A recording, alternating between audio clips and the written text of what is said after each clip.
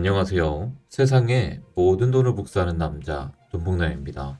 CPI가 예상치보다 낮게 나왔습니다. 전월 대비 CPI는 0.1% 상승에 그치면서 예상치였던 0.3%보다 낮은 수치를 보였고요. 전년 동월 대비 CPI는 7.1%로 예상치 7.3%를 밑돌았습니다. 코어 CPI 또한 모든 측면에서 예상치보다 낮게 나왔기에 이번 CPI 발표는 분명 인플레이션과의 전쟁에 있어 좋은 소식임에 틀림이 없습니다. 그럼에도 불구하고 다가오는 새벽 4시에 발표되는 FOMC 금리 인상에 대한 기대치에 큰 변화를 주지는 않았습니다. 50bp 예상 확률이 조금 상승하기는 했지만 그렇다고 25bp 금리 인상을 예상할 만큼 엄청난 CPI의 감소는 아니라는 것이죠. 하지만 1월 FOMC 이후의 금리가 4.75%가 될 것에 대한 기대감이 올라갔다는 점을 주목해 볼 필요가 있습니다. 이번에 50bp를 올리고 1월에는 25bp를 올렸을 때 나오는 금리 수준이 바로 4.75%인데요. 3번의 자이언트 스텝 이후로 2번의 50bp 인상을 거쳐 다음 달에 바로 25bp까지 떨어진다면 그것은 그만큼 물가 통제가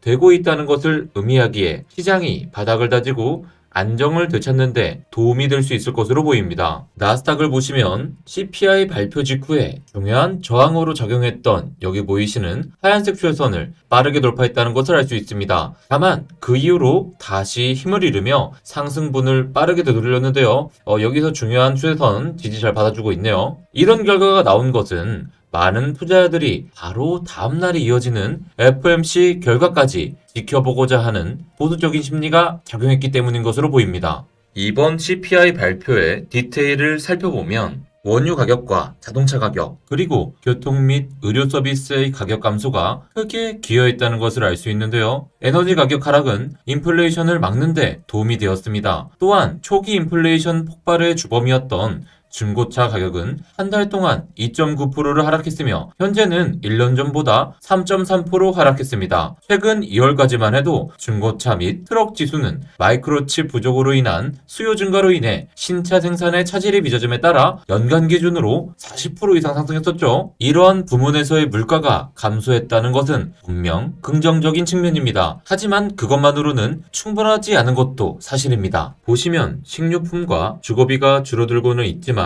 다른 섹터들에 비해 감소폭이 상대적으로 낮다는 것을 알 수 있습니다. 결국 인플레이션 전쟁에 있어 끝판왕은 CPI의 가중치의 약 3분의 1을 차지하는 주거비가 될 것입니다. 하지만 예전에 다른 영상에서 설명드렸다시피 미국 주거비가 떨어질 것을 시사하는 선행지표들은 이미 나와 있는 상태이기에 큰 이변이 없다면 주거비도 결국 눈에 띄는 조정을 받게 될 것으로 보여요. 이 차트에서 짙은 파란색 그래프는 전년 동월 대비 헤드라인 CPI이고 파란색 점선의 그래프는 코어 CPI를 보여주는데요. 보시면 헤드라인 CPI는 하락세가 뚜렷하죠. 코어 CPI의 경우는 아직 고점 구간을 제대로 벗어나지 못했다는 점을 알 수 있습니다. 그렇게 다음 달 CPI 발표 때 코어 CPI가 한 번 더 아래로 꺾이는 모습이 나와준다면 시장은 그것을 보다 긍정적으로 평가하게 될 것으로 예상됩니다. 나스닥은 CPI 발표 직후의 급등을 되돌리긴 했지만 현재 중요한 추세선 위로 올라선 상태이기에 FOMC 이후의 상승을 기대해볼 만한 위치이죠.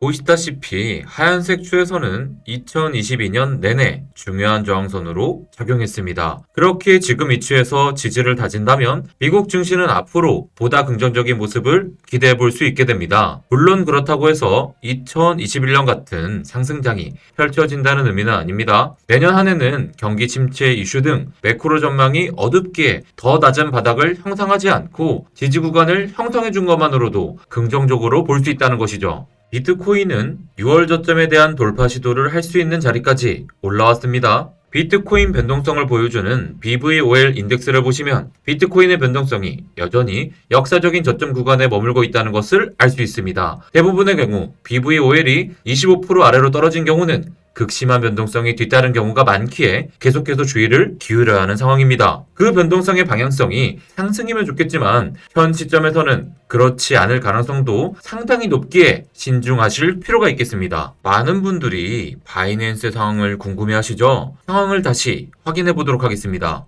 트위터를 통해 장펑자오 CEO는 이런 입장을 밝혔습니다. 우리는 오늘 약간의 인출을 확인했으며 약 11.4억 달러 정도 됩니다. 우리는 이런 경우를 이전에도 경험한 적이 있습니다. 자금이 빠져나가는 날이 있는가 하면 자금이 들어오는 날도 있습니다. 우리에게는 일상적인 비즈니스일 뿐입니다. 실제로 각 중앙화 거래소들이 이런 식으로 교대로 스트레스 테스트 인출을 해보는 것도 좋은 방법일 것 같습니다. 이러한 테스트를 실행하는데 약간의 네트워크 비용이 들어가지만 산업을 건강하게 유지하는데 도움이 됩니다. 거래소 사업은 아주 심플합니다. 어떤가요, 여러분들? 월가의 퍼드에서 시작된 뱅크런에 대해 아주 태연하게 대처하고 있는 것처럼 보이긴 하네요. 중앙화 거래소의 총 잔액을 비교해보면 바이낸스가 압도적인 1위라는 것을 알 수 있습니다. 그렇게 바이낸스가 무너진다면 암호화폐 업계는 치명적인 타격을 입는다고 보시면 되겠죠. 중앙화 거래소의 스테이블 코인 잔액을 보시길 바랍니다. 역시나 바이낸스가 압도적인데요. 바이낸스의 스테이블 코인 보유량 중 파란색은 USDC이고 녹색은 USDT인데요. 여기서 가장 큰 비중을 차지하는 노란색이 바로 BUSD입니다. BUSD가 뭔지 잘 모르시는 분들도 많으시죠? BUSD는 바이낸스가 팍소스와 제휴를 통해 발행한 미국 달러 기반 스테이블 코인입니다. 바이낸스 USD라고도 부르죠. 어쨌든 바이낸스의 자산 가치 중에 큰 부분을 차지하는 만큼 BUSD의 상태를 잘 체크해보는 것이 아주 중요합니다. 코인 마켓캡에서 BUSD를 확인해보면 현재 1달러 패깅 자체는 잘 유지하고 있다는 것을 알 수 있습니다. 하지만 어제의 매도세로 인해 BUSD의 시총은 상당히 하락한 것이 보이시나요?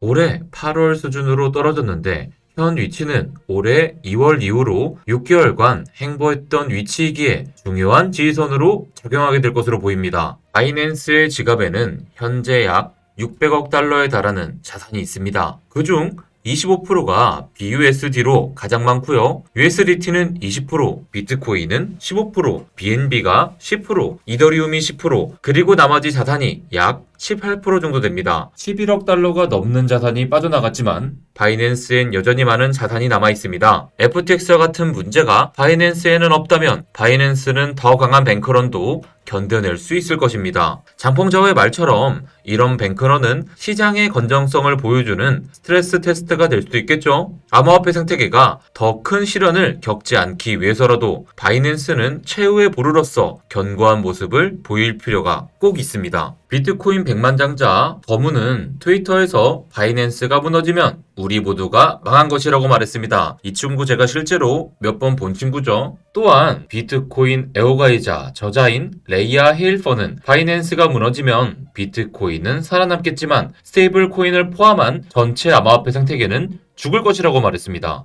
맞는 말들이죠. 바이낸스가 무너져도 비트코인은 결국 살아남을 것입니다. 바이낸스뿐 아니라 미국 같은 나라가 망한다고 해도 비트코인은 살아남을 것이며 오히려 그런 상황 속에서 비트코인 가치는 더 빛이 날 수 있습니다. 왜냐고요? 애초에 그런 목적으로 고안된 기술이기 때문이죠. 미국이 망하면 달러가 가치를 잃고 중국이 망하면 위안화가 가치를 상실합니다. 하지만 지구 전체가 날아가지 않는 이상 비트코인의 가치는 점점 더 높아지게 설계되어 있습니다. 하지만 알트코인들의 상황이 다릅니다. 현재 존재하는 알트코인들 중 상당수는 어느 시점에서는 경쟁에 밀리거나 러그풀 등으로 인해 사라지게 될 운명입니다. 그리고 시장이 위태로워지면 그런 상황이 가속화될 수밖에 없습니다. 테라루나의 붕괴나 FTX의 파산은 이미 그런 영향력을 행사하고 있습니다. 그런 상황에서 바이낸스까지 무너진다면 크립토 생태계에 대한 신뢰는 크게 타격을 받을 수밖에 없습니다. 바이낸스가 FTX의 전철을 밟지 않기를 바라야 됩니다. 다만 우리는 보다 근본적인 문제가 해결되는 것을 기대해야겠죠. 바이낸스라는 하나의 거래소로 인해 크립토 생태계의 운명이 걸릴 것 같은 현재의 상황은 지속되어서는 안 될 겁니다. 2022년의 경험을 바탕으로 암호화폐 시장은 탈바꿈을 해야 합니다. 기업이나 개인들의 선택으로 인해 시스템이 위협을 받지 않을 수 있는 구조가 갖춰져야 됩니다. 특히 거래소에 관해서는 탈중앙화 거래소가 보다 자리를 잡을 필요가 있습니다. 탈중앙화와 투명성은 그 자체로 블록체인의 중요한 가치이기 때문이죠. 이렇게 험난한 투자 시장에서 살아남기란 여간 쉬운 것이 아닙니다. 유튜브에서 얻는 정보만으로는 역부족합니다. 실시간으로 소식 받아보고 싶은 분들을 위해 저희 DBN 컴퍼니는 상시로 소통할 수 있는 많은 무료 채널을 운영 중입니다. 여유가 되시는 분들은